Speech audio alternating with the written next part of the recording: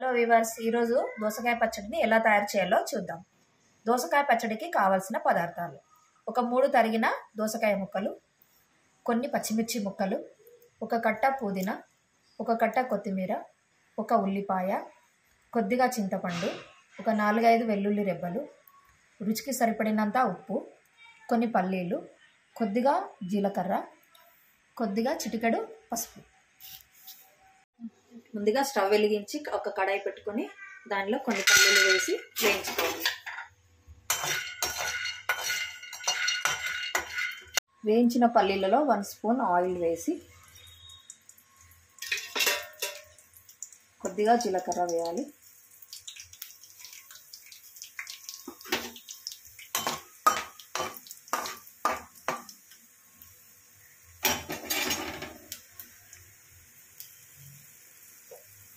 Cut చేసుకున్న పచ్చిమిర్చి ముక్కలు,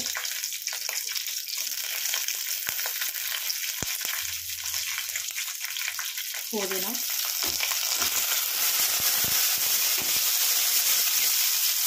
కొత్తిమీర, కట్ చేసి పెట్టుకున్న దోసకాయ ముక్కలు, చింతపండు వేసి చక్కగా మగ్గనివ్వాలి.